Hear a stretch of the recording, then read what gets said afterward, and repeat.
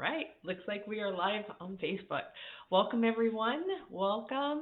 Tap the screen, share the live. We're going to get started. Tonight's topic is we are going to talk about expectations and how they can destroy your happiness. And so, if this is your first time hopping in on my channel, my name is Tina. I'm a happiness coach, and excuse me, just a second. Just had a little something in my throat there. So, guys, expectations and how they can destroy your happiness. And like I said, if this is your first time on my channel, my name is Tina. I'm a happiness coach. I help people deal with issues of depression, anxiety, and helping them move from being in a dark place to a happier place. And I do this by sharing my experience, strength, and hope, and I give personal live examples of things that I do on a regular basis to help me. And I teach these tools so that you can actually take this and apply this to various areas of your life. And this can work both in your personal life and your professional life. Okay? So, expectations. Let's talk about those. Have you ever had a situation where you have expected something from somebody and they end up letting you down? And then you find yourself feeling resentful because they didn't do the thing that they were supposed to do or the thing that you were hoping that they would do. And have you ever found yourself in that kind of situation? I know there have been many situations where I have been in that place. And what I have found for myself is that oftentimes it comes down to a couple of different things. And sometimes you can even feel that experience of resentment towards yourself because you let yourself down. And those are the worst expectations, right? Now, what I don't want you to do is confuse with it's okay to have goals and it's okay to obviously, have expectations to move towards those goals. I'm not saying don't do those, but there's certain things that if we have the wrong expectations in place, the resentments will come up. So it's just a few little tweaks away so that you can actually move towards your goals without ending up finding that you are resentful. I miss you also. Are you a life guide or a coach? Yes, I'm a happiness coach, Energy Man. Welcome. And you can listen in on the training if you have any particular questions. I'd be happy to help you with. Is there something that you're looking for some help with that you would feel comfortable asking a question on in the chat? I definitely want to listen. Okay, awesome. And one thing that you can do is I do upload all of my recordings on YouTube, my YouTube channel, which is Coach Tina B 125. So if you ever want to go back and take a look, that's okay. If you feel like you want to talk to me afterwards, you can definitely DM me, okay? But in the meantime, sit back, and if there's any questions on the particular subject that we're talking about, oh, thank you so much for the necklace. I really appreciate you. Feel free to ask on those, okay? So, expectations. So, of course, we want to be able to have expectations so that we can achieve our goals. And we always want to be in a place where, oh, I'm glad we met too, in a place where we are striving for excellence at all times. Now, we have to be careful on this that it doesn't go too far on the other side, that we can never get to the place where we accept that where we're at, because there's some real value in that.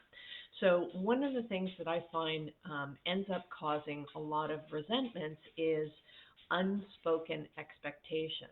A lot of times, lack of communication or unclear communication is the root of most of the resentments or unmet expectations happen, because they're not either properly communicated. Maybe, you asked, your spouse to do something within a certain time frame. Sorry, you ask them to do something, say like taking out the garbage, and they're like, "Yeah, okay, no problem, I'll do it." And you come home from work and it's still not done, and you're like, "What the fuck," right? And then so maybe you get mad and then you do it yourself, right? And women are often guilty of this kind of thing. Ask me how I know. So when you do that kind of stuff, it's funny how in business, I would know 100% that if I'm sending out an email or I'm requesting anybody from any other department to do something, then I would set a required timeline, an expectation. I would clearly articulate what the expectation is so that there aren't resentments or unmet expectations happening, right? Hey, Mark, good to see you.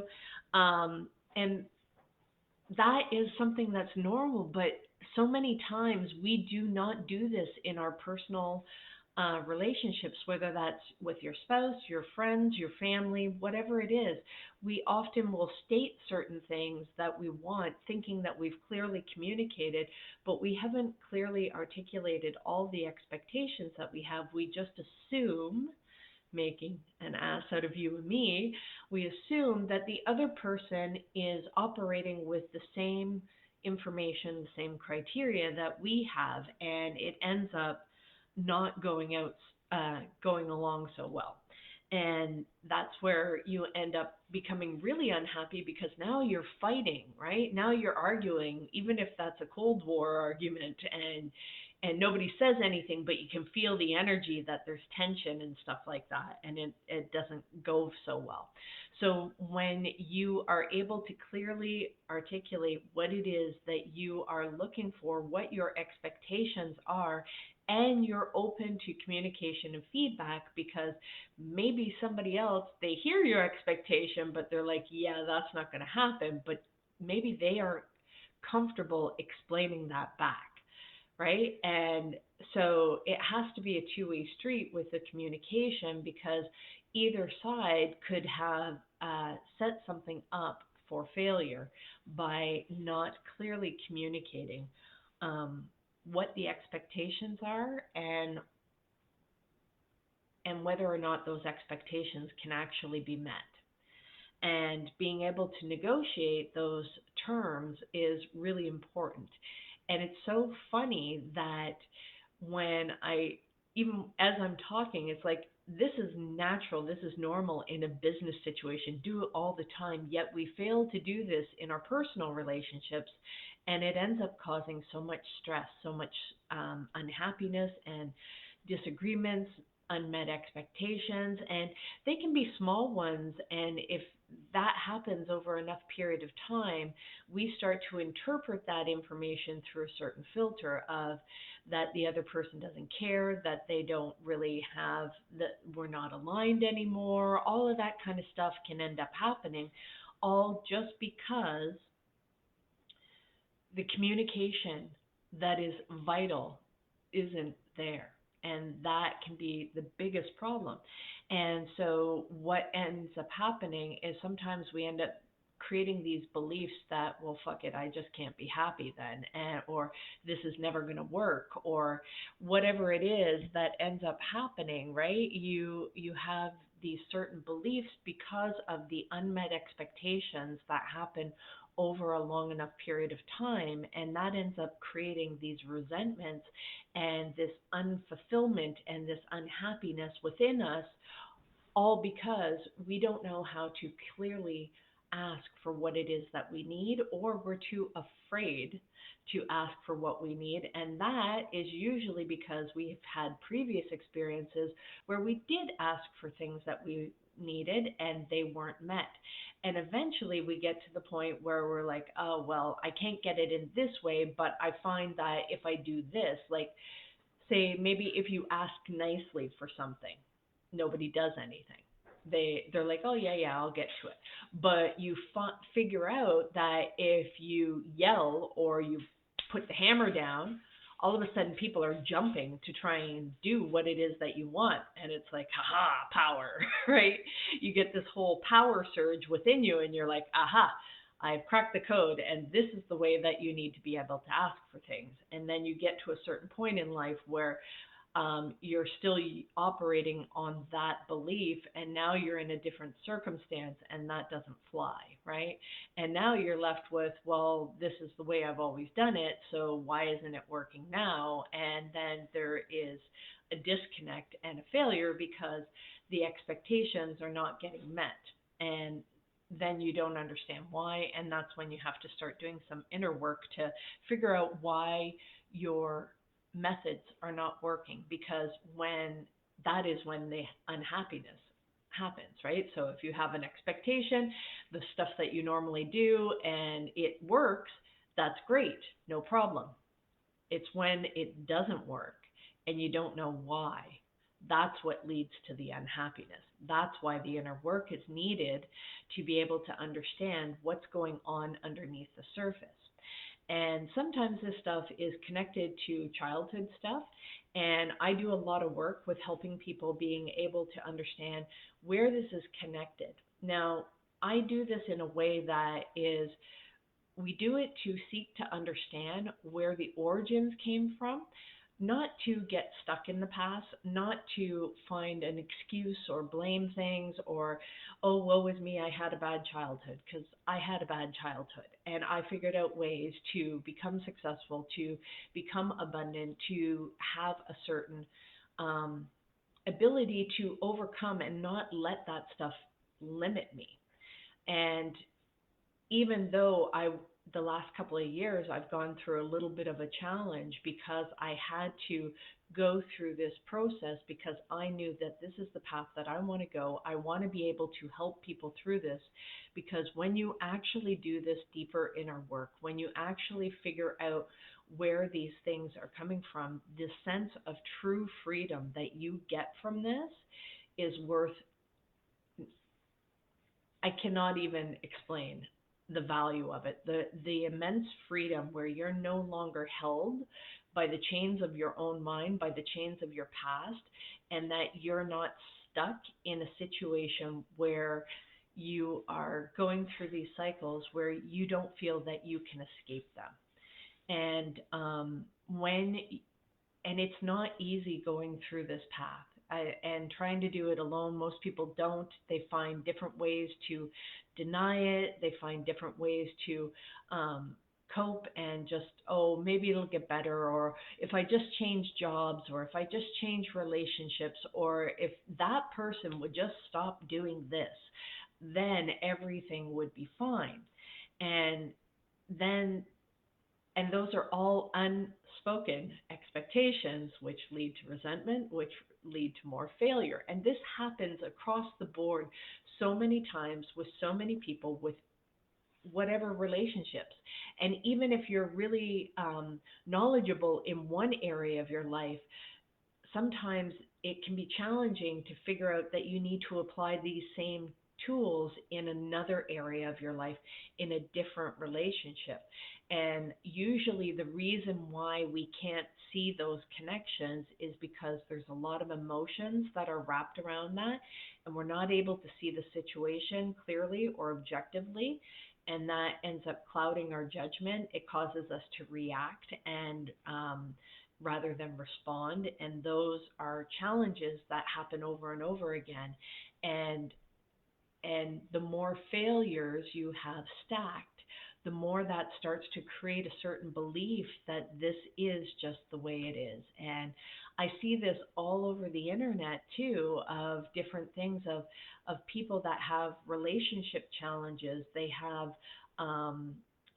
problems with their family or their friends, and everybody just starts resorting to putting labels on things. Well, labels don't fucking help anything other than kind of give you some sort of container or box to put things in, but it doesn't actually solve the problem. It doesn't take out the trash. It doesn't, clean the house kind of thing, right? It's just this box of stuff. And you're left going, well, now what the fuck do I do? Great. I'm anxiously attached, or I'm anxious avoidant, or I'm a narcissist, or I'm an empath, or whatever. And none of these things help. They don't help at all. They do not solve the problem. All it does is put blame either on yourself or somebody else. And that is not productive. That is not helpful. And I guarantee you will not be happy just by figuring out what label and then justifying why you do the things that you do because, well, I'm just this way and I have this thing and I have that thing. And it's like, well, that doesn't solve anything. So learning how to move through these things, understand the expectations, understand the unspoken communication, and learning how to clearly communicate what it is that you need in a way that's effective, that the other person can hear that communication and they're able to respond, and you're able to set appropriate boundaries and all those kind of lovely things that I help with, right? Um, so another thing that can set up resentment from expectation and cause a great deal of unhappiness is a lot of times we set certain goals or certain targets that we want to achieve, and then but we have this unrealistic timing. Have you ever been in a situation where you're like, oh, I want to get all these things done this weekend, and you've had a busy week, you've been putting everything off, and you want to get a bunch of things done on the weekend, and the weekend rolls around, and you have a migraine, the kids act up, family drops over, whatever it is, something unexpected happens, and you don't end up following through because other things, right? Or, hey, I'm going to lose this much weight or build this much muscle and it's going to happen in this time frame. And then you're going along, you're doing all the right things, but then the time frame comes and goes, and now you haven't hit the target, and now you feel like you failed, and that is where the resentment or the unmet expectation ends up coming in, is because the timing was off.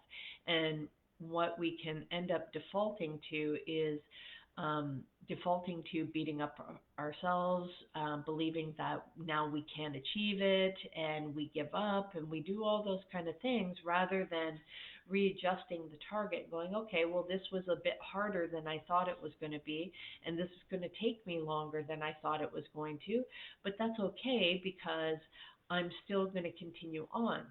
Now, the other problem is maybe it's not that the timing was incorrect. Now we may have to assess, okay, we have to do an accurate assessment. Are the things that we're doing actually? Oh my God, that was cute. Thank you for the bear energy, man, the dancing bear. That was cute. I think that's my first animated gift. Thank you.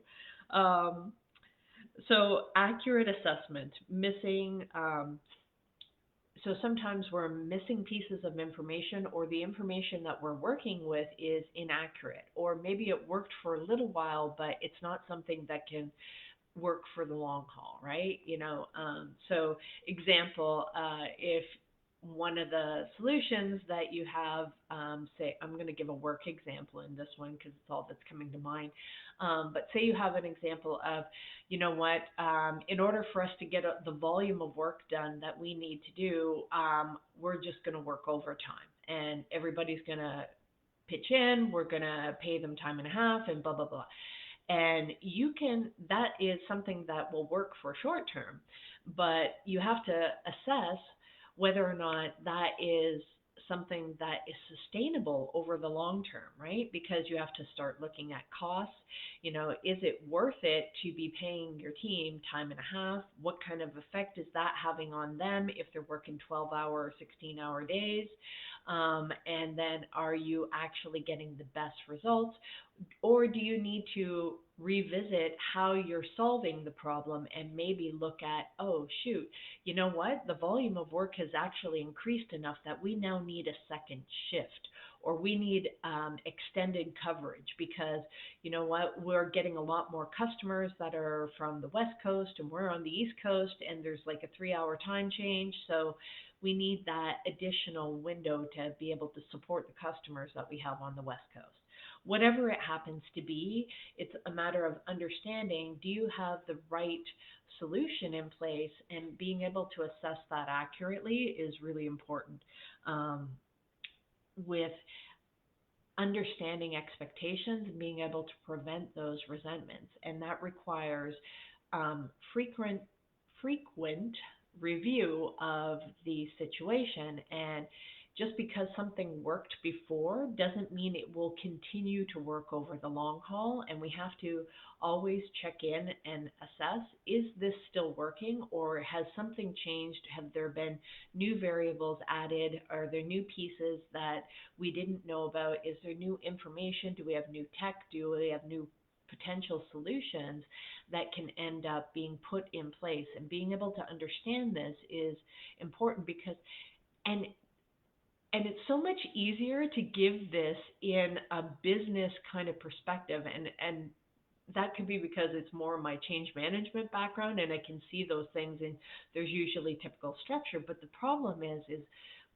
this also applies in our relationships, whether that's our spouse, with ourselves, with our friends, with our family, any or our neighbors, whatever it is, right? It's important to have these kind of measurements and systems put in place so that we have harmonious relationships. We don't set ourselves up for resentment and unhappiness because we haven't clearly communicated expectations and visited whether or not those targets, those goals are accessible, whether they're actually realistic. And I don't mean realistic in, oh, well, you can't make that amount of money, or you can't live in that kind of house or that kind of area. It's like, well, no, you absolutely can. You just have to make sure that you understand what the costs are, what kind of time it's going to take you to get there. I mean, it's going to take you a lot more to save up if you're working at Subway at minimum wage to buy a house than if you had a higher income job, right? So everything is possible. It's just a matter of, is what you're currently doing actually going to get you to that goal and get you to that end state, right? And it's easy to look at this and measure this in um, a business aspect, easier, because there's still emotions and there's still people that are being dealt with even in a business situation.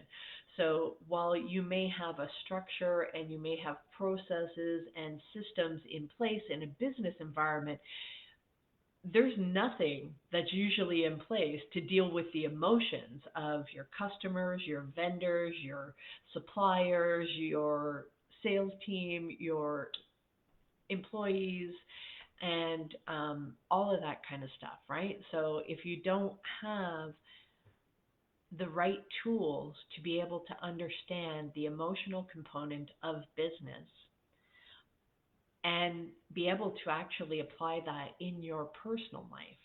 Now, the work that I do, I help people more with the personal side, and there are things that I can do to potentially help a business if a business is actually having trouble with their team isn't performing, they aren't hitting their numbers, there's a lot of conflict, there's a lot of customer complaints, there's a lot of challenges that are happening within the business.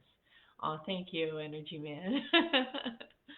um, so there's a lot of things that can be happening, and knowing how to deal with the emotional side of things. And just because people are calm on the outside, especially in a business environment, because there's certain rules and protocol and ways of operating that we have to fall in line with.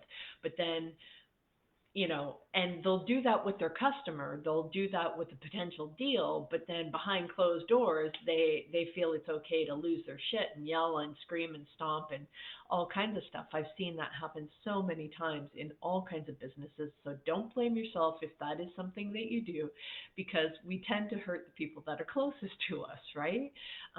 Not intentionally, but it's because of our ineffective ways of communicating, right? And so learning how to communicate, learning how to deal with our own emotions is key and it is essential to being able to create more happiness rather than having to, aw, thank you, Energy Man, rather than having to accept that this is just the way things are and life has to be hard and you can't be happy in this process. You can actually be fucking happy with this process if you have the right tools and if you've done the inner work. Now, I'm not going to lie, it is going to require some pain, but it's not because the process itself is painful. What is painful is that there's a buildup and there's a residual of undealt with emotions. And unfortunately, no different than paying off a credit card that's been racked up. It's a little bit painful, right? You have to kind of cut out some things. You got to bite the bullet and kind of hunker down and get that paid off. And that's not a fun process. But when you get to the other side, and I can help you get to that other side faster and give you that guidance to be able to do that, the feeling that you have, that freedom, that peace, and then showing you how to, these tools that I show you how to clear out that backlog. Hey, Colin, welcome.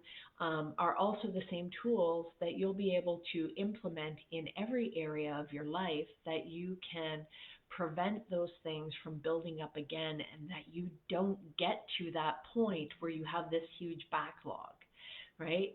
Um, Mostly, right? We are all susceptible to our areas of denial, and that usually happens because we have just grounding, knowing yourself. Yeah. Thank you. So that can happen just because of, think of it like I think of computer programming, right? There's order of operations of, hey, do this step, then this step, then this step. But when you have conflicting criteria that are there, it's like if this criteria or these parameters are available in this particular situation, then do this. But it's like, else do this, right? So that's my programming background coming up. And but if you have code that conflicts with each other, it ends up putting you in this loop. And this is where people get stuck, is that they have looping code hard coded in their subconscious that they're not able to break through and they're not able to get past that because they don't know the code that's there. And they have, in order to understand the code that was implemented, you have to be able to dig down, you have to be able to understand the inner work. And that means sometimes going back as far as your childhood and understanding, how is what happened in my childhood stopping me today? The point of going back to the childhood isn't to go dig up and go, oh, woe is me, I was abused and traumatized because shit, I went through a lot. That's not the point. My only reason for wanting to go back and understanding that past stuff is because there's something that's fucking keeping me stuck, and that's annoying. That is really annoying to get stuck with that. It's when your mind logically knows that you should be able to just do this. This isn't hard. You know that you can do this, yet you are not doing the things that you know that you need to do. And I can promise you, that is rooted in undealt with past trauma, right? Something. Because if it wasn't, then it wouldn't be trauma. It would just be some shit that happened to you that was irrelevant and you've moved on. But the fact that it's causing you a problem today is why we call it trauma. There's a lot of shit that happened to me that other people are like, oh my God, that happened to you? But that was so normal, it wasn't a big deal. I don't consider that traumatizing. Somebody else would find it extremely traumatizing. But I've been through a lot, so it takes a lot for me to understand that this is actually trauma. And then to go through processing. You're the king of trauma. Your body tells us what to do through the tears. Yeah. Yeah, and a lot of those emotions get stuck in our body, and being able to understand where those emotions are, how to process those emotions, and how to do that in an unfiltered way. Because when you try to force it, you try to do it surface level, it ends up not, you don't clear everything out, and it's almost like clearing out an infected wound. If you don't get all of the infection, or like dental, like if you don't get all of the cavity out, you're going to end up having to do it again. And sometimes that's necessary, because no different than if you go for dental work, if there's a whole lot of work that needs to be done, your lost pregnant girlfriend to be married, soulmate, that's just the icing on the cake. Oh, I'm so sorry to hear that, Colin. That's challenging. Uh, I'm really, really sorry. So, if that's something that you feel you need some help moving through, you can DM me, or if there's something specific that you want some help with, I can definitely talk to that on this live. Been 19 years, all good. Can still smile, love. Aw. Yeah, and see, that's where it comes to this last part of expectations, is the key to being able to move through some of this stuff is accepting exactly where things are at, even if that's not a great state. And that can be something that's really painful, but it is something that is important to be able to accept things fully, because where a lot of the problems come from is we deny that it doesn't really hurt that much, that it's not that painful. Oh, I can get on. Oh, it's not a big deal. Fine, I'll just go get another person. I'll just go get another job. I'll go get, whatever it is. We'll have some sort of challenge that we deny the feelings that we're actually feeling. And that ends up, those feelings are looking for some way to be expressed. And that could come out in other forms. You could end up coming out, you know, finding other ways to cope to dull those feelings, right? To kind of squish them down or compartmentalize those. And that's no different than racking up that emotional credit card. It will have to be paid, um, or it will break you. One of the two, right? And being broken isn't necessarily a bad thing either, um, because sometimes having that break is exactly what we needed in order to, um, it's like, a bone that didn't get set properly. Like, if you broke a bone and you don't set it properly, it heals incorrectly. And although maybe we've learned to live with it, we're walking around with a limp. And we could be doing much better if we actually went in, rebroke that bone, reset it, and allowed it to heal properly this time. That could change everything. Now, that's really hard to be able to do that stuff. And having the correct support as you go through that process is something that's extremely valuable. Boundaries very important for us all not to be used, even by family members. Yeah. See, and that's where I was talking about those various operating procedures, and sometimes it's our good qualities that end up hurting us, and it's not our bad qualities, because we're pretty vigilant. I think most human beings are pretty vigilant about making sure that they're operating as good people, right? It's just when certain situations come up and we have a loyalty to family, we have a loyalty to friends, we have loyalty to our boss, and then we end up sacrificing and not really paying attention to our feelings, just squishing them down, going, okay, well, I just have to compromise. Well, I just have to compromise. Oh, I can let this one go. And it's not that big of a deal. I can suck it up. I'm strong. I can whatever, like, all of these things. Being strong is a great quality. Being loyal is a great quality. Being family oriented is a great quality. But if all of those qualities end up stacking up too much, there is a balance that needs to happen, or there's going to be a great deal of pain. right? Yeah, ex-mother, ex-daughter, all family, pretty much. Their loss, not mine. Oh, I'm so sorry. No one deserves hatred. No, no.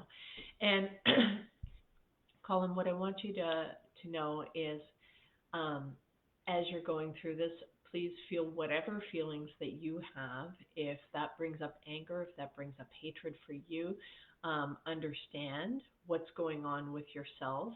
Um, I don't react in lashing out at others, but being able to understand and acknowledge your own feelings. And I do that a lot through journaling. Um, and I appreciate you feeling comfortable enough to actually share that on the live. I really do. Journaling is key for me, because for me, what I find is, especially when it comes to negative emotions, being able to dump that on a page gets it out of my system, and I don't hold that. So, and I don't know if that's just how I operate or if other people operate that way, but I find, if I don't writing it out allows me to forget about it, right? To process those emotions and dispose of them, right? That it doesn't keep circulating. But if I keep it stuck inside, then it gets stuck in my head, it gets stuck in my body. I can't get rid of that. And I find writing it is even better than just talking about it. Although talking about it also helps as well, because when you talk about it with somebody who's safe and trusted that you can feel like you can open up to, what ends up happening is you get additional feedback from people that and different perspectives that they can offer you an objective perspective because they don't have the emotional ties to the same situation that you're going through. Um, we often cannot see things clearly because of the emotional buildup, not just the one time emotions, but it's the buildup. Excuse me.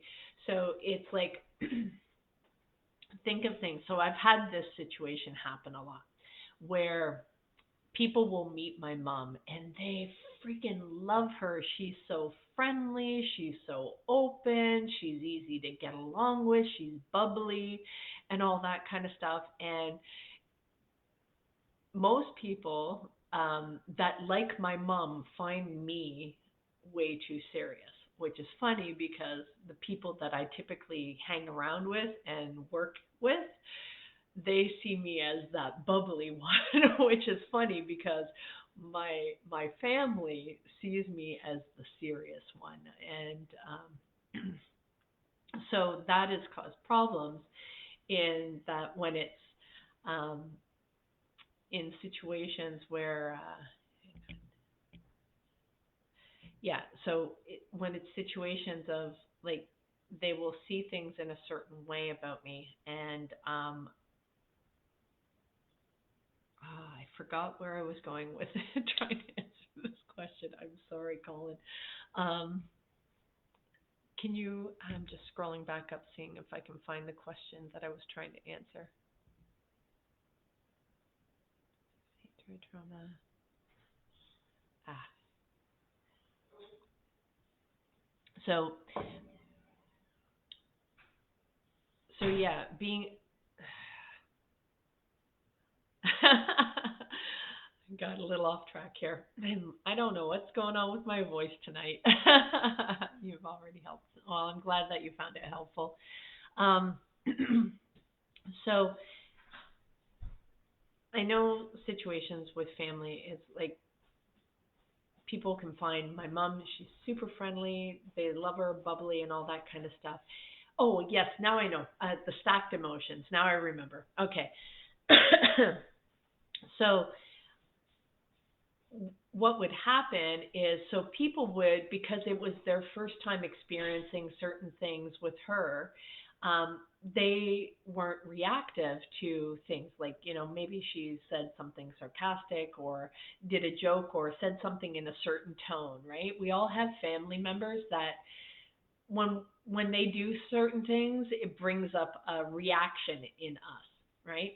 And that's because we have a buildup, a residual of emotions that have not been addressed properly or effectively, to be able to dispel that. So she does it, and in us, it triggers this, oh, there they go again kind of thing, right? And so we might get resentful, we might get like irritated and annoyed at something.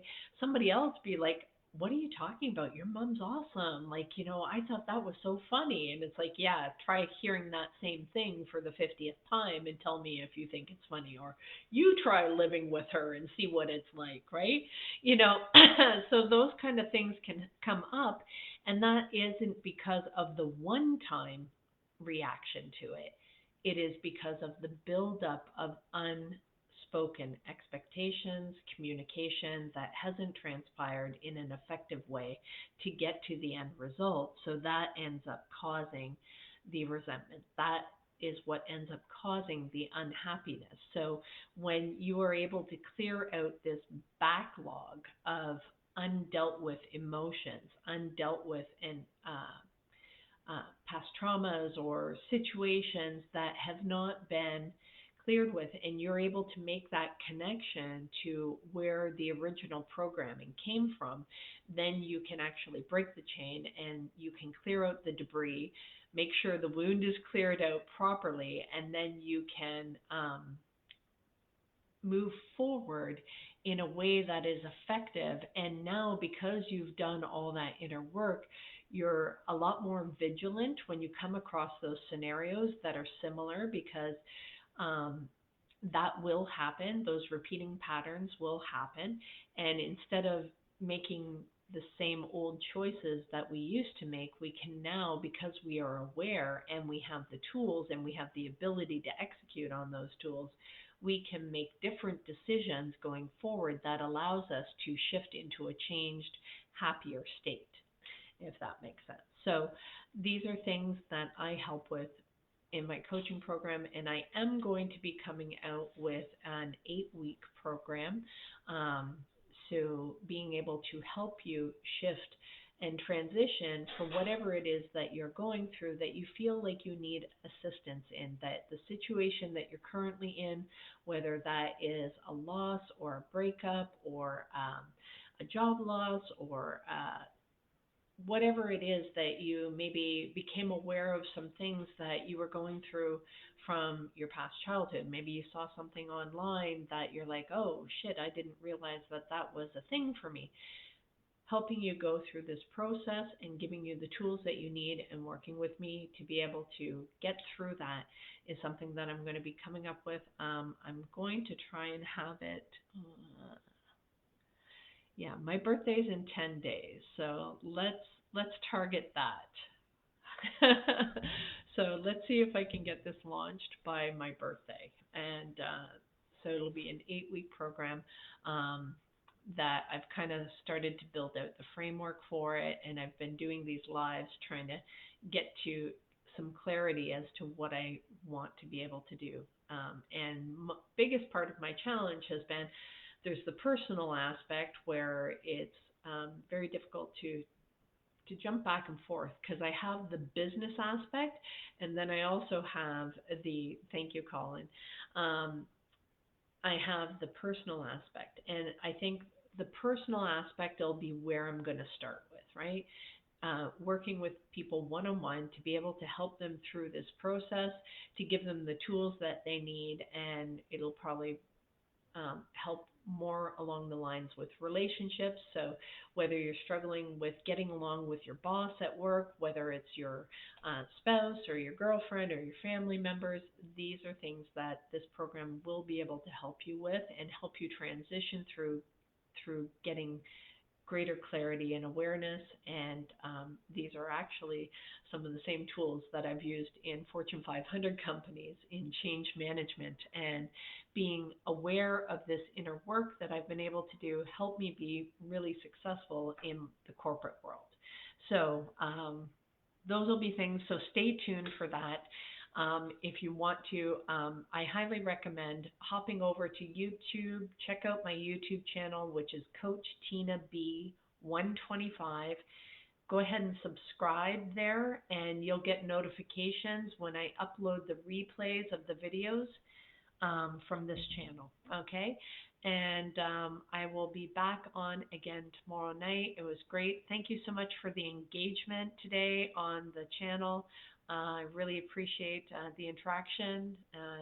It makes it a lot more fun for me, and I hope it's even more helpful for you guys. So thank you so much, guys, and we will see you again tomorrow. Mark, it's good to see you as always. Have a great night, and we'll see you tomorrow. Take care. Bye.